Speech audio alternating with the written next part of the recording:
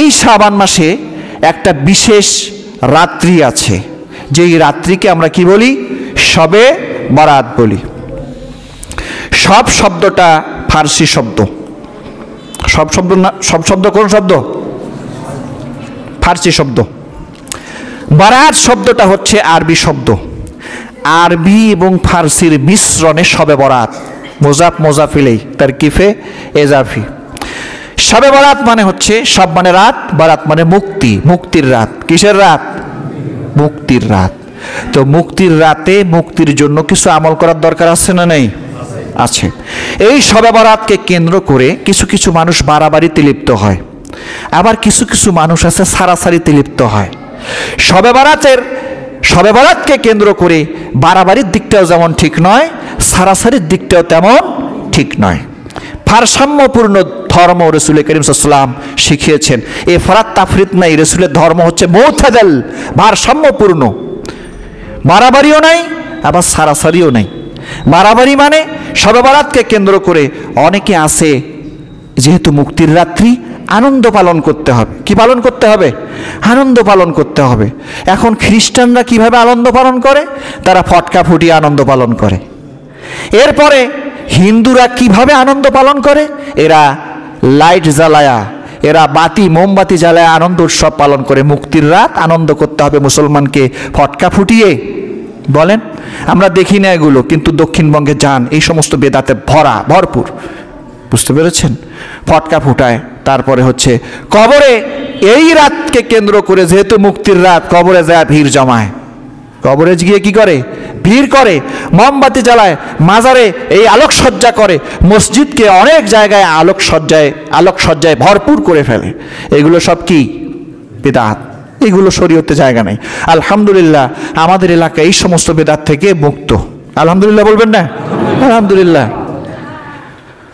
এবং এই সমস্ত বিদআতকে কেন্দ্র করে এক দল আছে, বলে যে শবে বরাতের কোনো অস্তিত্বই নাই। অথচ বড় বড় মুহাদ্দিস, ইবনে রাজব রহিমাহুল্লাহ, ইবনে তাইমিয়া রহিমাহুল্লাহ, মুহাদ্দিস দেহলভী আব্দুল হক রহিমাহুল্লাহ, তারপর আলবানী রহিমাহুল্লাহ তার সিলসিলাতুস সহিহাতে এই শবে বরাত সংক্রান্ত হাদিস নিয়ে এসেছে, বলেছে হাদিসুন সহিহুন, এটা একটা সহিহ হাদিস। এটা কি হাদিস? সহিহ হাদিস। তা সহিহ হাদিস দ্বারা যে ইবাদত, যে রাত্রি প্রমাণিত হয়, যে রাত্রির ফজিলত প্রমাণিত হয়, সেই রাত্রিকে আপনি কি বাদ দিতে পারবেন? বাদ দিতে পারবেন না। তার মানে এটার অস্তিত্ব আছে, এটার অস্তিত্ব আছে। আপনি যদি ওই বেদাত হয়, মানুষ এই রাতকে কেন্দ্র করে ওই বেদাত করে, বেদাতে যুক্ত হয়, এই জন্য বলেন যে না শবে বরাতই নাই, তাহলে হলো নাকি? এটা কেমন হলো? মাথার মধ্যে কি আছে? সমস্যা আছে। মাথার মধ্যে কি আছে? সমস্যা আছে। মাথার মধ্যে সমস্যা কি কি? চুল আছে, চুলটা বড় হয়। চুল কি হয়? বড় হয়। চুল বড় হওয়া একটা সমস্যা, এটাকে আবার কেটে ফেলাই দিতে হয়। যেটা সমস্যা সেটা তো কেটে ফেলাই দিই আমরা নাকি? এই চুলকে কেটে ফেলাই দিই, সমস্যা। মাথার মধ্যে উকুন আছে। কি আছে? উকুন আছে।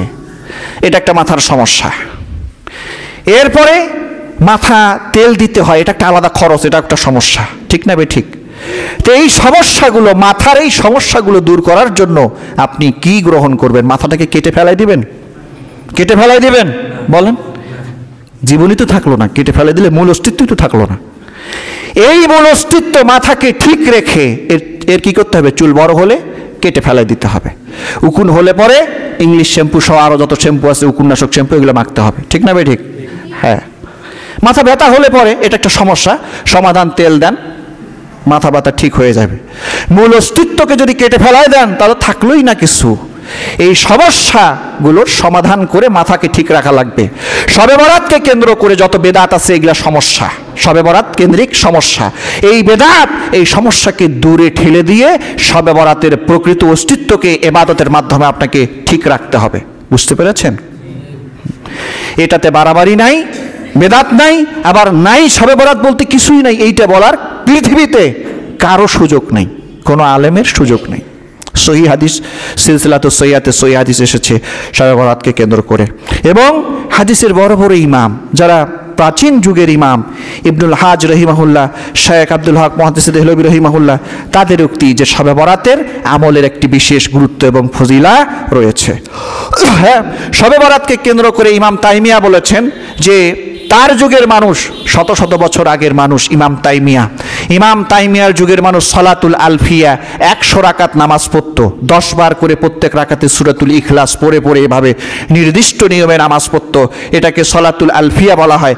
হ্যাঁ, তিনি বলেছেন হ্যাঁ নফল নামাজ পড়বে স্বাভাবিকভাবে, কিন্তু বিশেষ কোনো পদ্ধতিতে এইভাবে সালাতে আলফিয়া 100 রাকাত নামাজ গোসল করে আদায় করবে, এগুলো কি বেদাত, এগুলো কি বেদাত। আমাদের 2 রাকাতে নামাজ পড়ে না, আবার 100 রাকাত। আগেরকার বেদাতিরা বেশি নামাজ পড়তো, ঠিক না বেঠিক? এখন তো নামাজই পড়ে না, নফল দূরের কথা, ফরজ যেটা দায়িত্ব সেটাই তো পালন করে না। তো এই ধরনের বিশেষ পদ্ধতিতে নামাজ পড়া যাবে না। আপনি নফল নামাজ পড়বেন, লম্বা লম্বা সিজদায় নামাজ পড়বেন এই রাতে আল্লাহর থেকে মুক্তি লাভের জন্য, নির্দিষ্ট স্বাভাবিক পদ্ধতিতে, বিশেষ কোনো পদ্ধতিতে নয়। গলাটা খুব ব্যথা, সিজন চেঞ্জ হচ্ছে, আল্লাহ পাক হেফাজত করুন। হাদিস এসেছে সহিহ ইবনে হিব্বান 5665 নম্বর হাদিস, মুআজ ইবনে জাবাল রাদিয়াল্লাহু তাআলা আনহু থেকে এই হাদিসটা বর্ণিত। তিনি বলেন রাসূল করিম সাল্লাল্লাহু আলাইহি ওয়াসাল্লাম বলেছেন, ইয়াত্তালিউল্লাহু ইলা খালকিহি ফি লাইলাতিন নিসফি মিন শাবান, আল্লাহ পাক রব্বুল আলামিন নিসফে শাবান, শবে বরাত, নিসফে শাবান, শাবানের অর্ধ রজনী, 14 তারিখ গিয়ে যে রাতটা আসবে, 15 তারিখের রাত, এই শবে বরাতে আল্লাহ পাক রব্বুল আলামিন তার সৃষ্টির দিকে বিশেষ এক দৃষ্টিতে তাকান। ফায়াগফিরু লিজামিই খালকি, আল্লাহ পাক এই রাতে আল্লাহ পাক তার সমস্ত বান্দিকে ক্ষমা করে দেন। সুবহানাল্লাহ বলেন, সহিহ রাওয়ায়াত, মাফ করে দেন সকলকে। কিন্তু 2 শ্রেণীর মানুষকে আল্লাহ পাক মাফ করেন না, অথচ এটা মুক্তির রজনী। এটা কিসের রজনী? শবে বরাত। বললাম না, বরাত মানে মুক্তি, সব মানে রাত, লাইলাতুল বরাত মানে মুক্তির রাত্রি। সবাইকে মাফ করে দেন, কিন্তু 2 শ্রেণীর মানুষকে এই রাতেও মাফ করেন না যদি তারা তওবা না করে। ইল্লা লি মুশরিক, এক হচ্ছে মুশরিক, যে আল্লাহর সাথে শিরক করে। কি করে? ইন্নাল্লাহা লা ইয়াগফিরু আন ইউশরাকা বিহি ওয়া ইয়াগফিরু মা দুনা যালিকা লিমান ইয়াশা। আল্লাহ পাক বলেছে নিশ্চয়ই আল্লাহ পাক রব্বুল আলামিন সব গুনাহ মাফ করবেন, কিন্তু শিরকের গুনাহ তওবা ছাড়া মাফ করবেন না। এই মুশরিককে এই মুক্তির রাতে আল্লাহ পাক ক্ষমা করবেন না। আও মুশাহিন, এবং হিংসুককে। কোরআনুল কারিমে 114 নম্বর সূরার শেষের সূরার আগের সূরার নাম কি? সূরাতুল ফালাক, 113 নম্বর সূরা। এখানে হিংসুক থেকে মুক্তির জন্যই আয়াত নাজিল হয়েছে। হিংসুক থেকে ওয়ামিং শাররি হাসিদিন ইজা হাসাদ, আল্লাহ রসুলকে আল্লাহ পাক রব্বুল আলামিন শিখিয়ে দিয়েছেন, তার উপরে জাদু করা হয়েছিল, এই জন্য সূরাতুল ফালাক, সূরাতুন নাস নাজিল হয়েছে। এই সূরাতুল ফালাকের শেষের আয়াতে শিখাই দিলেন রসুল এই দোয়া, এইটাও আপনি আমার কাছে বলেন, ওয়ামিং শাররি হাসিদিন ইজা হাসাদ। এবং হিংসুক যখন হিংসা করে, আল্লাহ ওই হিংসুকের হিংসা থেকে আমাকে পরিত্রাণ দান করেন, আমাকে বাঁচান। তাহলে হিংসা কত বড় জিনিস, যে জিনিস থেকে রসুলকেও পরিত্রাণের জন্য আল্লাহর কাছে বলতে বলা হয়েছে। কত বড় জিনিস হিংসা। আমাদের পথে পথে হিংসার কাঁটা, বাড়ির বেড়ায় হিংসা, বাড়ির টিনের চালে হিংসা। হ্যাঁ, চালের মধ্যে একটু যদি আম পড়ে, এই গালিগালা শুরু করে দিই, কে ওরা এই আমের গাছের আম কেন আমার এখানে পড়বে? ঠিক না ভাই? ঠিক। এই হিংসা মুক্ত জীবনযাপন করতে হবে। মুসলিম ভাই হয়ে আল্লাহ পাক রব্বুল আলামিন থাকতে বলেছেন। কুনু লিল্লাহি ইখওয়ানা, তোমরা ভাই হয়ে বসবাস করো, হিংসা মুক্ত জীবনযাপন করো। তো আল্লাহ পাক রব্বুল আলামিন ইয়াগফিরু লিজামিই খালকি, সমস্ত মাখলুককে মাফ করে দিবেন, সমস্ত বান্দাকে মাফ করবেন, কিন্তু মুশরিককে মাফ করবেন না, হিংসুককে মাফ করবেন না। আল্লাহ পাক রব্বুল আলামিন আমাদেরকে এই মহাপাপ দুটি থেকে হেফাজত করুন, সকলে বলুন আল্লাহুম্মা আমিন। এরপরে শুআবুল ঈমান লিল বাইহাকিতে হাদিস বর্ণিত হয়েছে, হাদিসটি বর্ণনা করেছেন আলা ইবনুল হারিস রাহিমাহুল্লাহ। তিনি বলেন, আয়েশা রাদিয়াল্লাহু তাআলা আনহা তিনি বলেছেন যে আমি দেখলাম এক রাতে রাসূল করিম সাল্লাল্লাহু আলাইহি সাল্লাম লম্বা সেজদা করছেন, সেজদা শেষই হচ্ছে না তার, লম্বা সেজদা করছেন। আমি ধারণা করলাম যে রাসূলের মনে হয় প্রাণ চলে গিয়েছে, উঠতেছে না কেন সেজদা থেকে। এই জন্য আমি তার বৃদ্ধাঙ্গুলি ধরে একটু টানলাম, দেখলাম যে নড়াচড়া করে, ব্লাড সার্কুলেশন ঠিক আছে, চলতেছে, তাহলে তিনি জীবিত আছেন। রাসূল করিম সাল্লাল্লাহু আলাইহি ওয়াসাল্লাম নামাজ শেষ করে আয়েশাকে বলল, আয়েশা, হুমায়রা আয়েশাকে হুমায়রাও বলতো, হে আয়েশা, হে হুমায়রা, তুমি কি মনে করেছো যে রাসূল মুহাম্মদ তোমার হককে নষ্ট করবে? তুমি কি এটা মনে করেছো? আয়েশা বলেন, না ইয়া রাসূলুল্লাহ, কাহিনী এইটা মনে করেছি, লম্বা এত সেজদা, আপনি মনে হয় চলে গিয়েছেন আল্লাহর কাছে, আল্লাহর ডাকে সাড়া দিয়ে মনে হয় চলে গিয়েছেন, আপনি এত লম্বা সেজদা আপনি দিচ্ছেন, আমি ওইটা মনে করিনি। তখন রাসূল বলছেন, আয়েশা তুমি কি জানো না এটা কোন রাত্রি? হাযহি লাইলাতুন নিসফি মিন শাবান, নিশ্চয়ই এইটা হচ্ছে শাবানের 15তম রজনী, শাবানের 14 তারিখ দিবাগত 15 রজনী এটা। ইন্নাল্লাহ আযজা ওয়া জাল্লা, নিশ্চয়ই আল্লাহ পাক রব্বুল আলামিন ইয়াত্তালিউ আলা ইবাদিহি ফি লাইলাতিন নিসফি মিন শাবান, এই 15 তারিখের রাতে আল্লাহ পাক রব্বুল আলামিন তার বান্দাদের দিকে বিশেষ দৃষ্টি দিয়ে তাকান। ফায়াগফিরু লিল মুস্তাগফিরিন, আল্লাহ পাক রব্বুল আলামিনের কাছে যে ব্যক্তিরা, যে বান্দারা এই রাতে ক্ষমা প্রার্থনা করে, আল্লাহ পাক তাদেরকে ক্ষমা করে দেন। ওয়ারহামু লিল মুস্তারহিমিন, যারা দয়া প্রার্থনা করে আল্লাহ পাক দয়া দিয়ে ভরে দেন।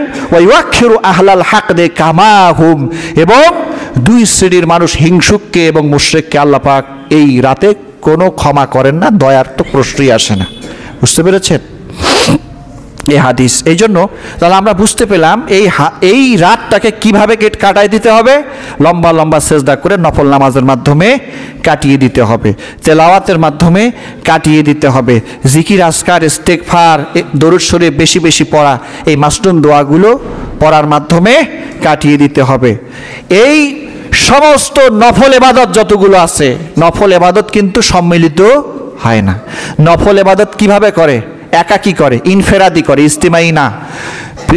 ফরজ নামাজ আমরা কি করি? জামাতে পড়ি, ইস্তিমাই করি, কিন্তু নফল নামাজ জামাতে পড়ি না। নফল একাকী, এটা কি করতে হবে? একাকী, নিজের ঘরে ঘরে। লা তাজালু বুয়ুতাকুম কুবুরা, রাসূল বলেছেন তোমাদের ঘরকে তোমরা যেন কবরস্থান বানায় না ফেলো, সেখানে তোমরা নফল ইবাদতগুলো সেখানে করো। তো আমরা একাকী নিজের নিজের ঘরে এই ইবাদত, এই নফল নামাজ তেলাওয়াতের মাধ্যমে এই রাতটিকে কাটিয়ে দেওয়ার চেষ্টা করব ইনশাআল্লাহ। আজকে 12 তারিখ চলছে, কালকে 13 তারিখ, এবং এর পরের দিন 14 তারিখ, অর্থাৎ 14 তারিখ দিন গিয়ে রাত, রবিবার দিন গিয়ে রাত হচ্ছে শবে বরাতের রাত্রি। বুঝতে পেরেছেন? এই রাতে আমরা নফল ইবাদতের মাধ্যমে কাটাই দেব। এরপরে 15 তারিখ আমরা রোজা পালন করব। কি পালন করব? রোজা পালন করব, সিয়াম পালন করব।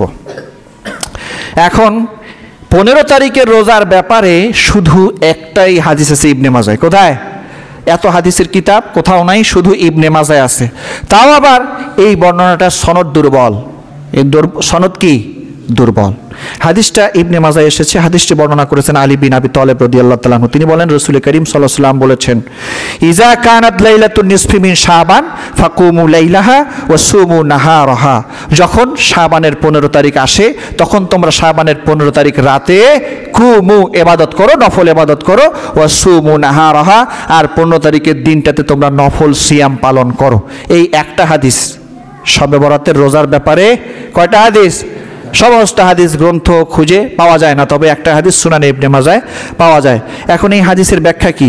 মুহাদ্দিসিনে কেরাম বলেছেন, এবং দারুল উলুম কারাচির জাস্টিস তাকি উসমানী, অনেকে নাম শুনেছেন কিনা, তাকি উসমানী, তিনি বলেছেন যে এই একটা হাদিসকে কেন্দ্র করে, তাও আবার দুর্বল সনদের হাদিস, এই হাদিসটিকে কেন্দ্র করে এই 15 তারিখের সিয়ামকে সুন্নত বলা যায় না, মুস্তাহাবও বলা যায় না। তাহলে পন্থা কি? যেহেতু একটা হাদিস আছে, আমল করা যেতে পারে কিভাবে? 13, 14, 15 তারিখ, 13, 14, 15 তারিখ আমরা সবাই রোজা রাখবো। শুধু একটা না, শুধু 15 তারিখের রোজা পালন করাকে অনেক মুহাদ্দিস তারা বলেছেন এটা মাকরু। এটা কি? মাকরু। তাহলে সঠিকটা কি হবে? 13 অর্থাৎ কালকে, 14 রবিবার, 15 সোমবার, এই 3 দিন আমরা রোজা রাখবো ইনশাল্লাহ। তাহলে আইয়ামে বীজের সওয়াব আমরা পাবো, এবং এর ভিতরে তো ওই 15 তারিখে যে রোজাটি সেটাও চলে এসেছে। বুঝতে পেরেছেন? আল্লাহ পাক রব্বুল আলামিন আমাদের সকলকে শবে বরাতের করণীয়গুলোকে গ্রহণ করার তৌফিক দান করুন, এবং বর্জনীয় যে বেদাত আছে এই বেদাতগুলোকে বর্জন করার তৌফিক দান করুন।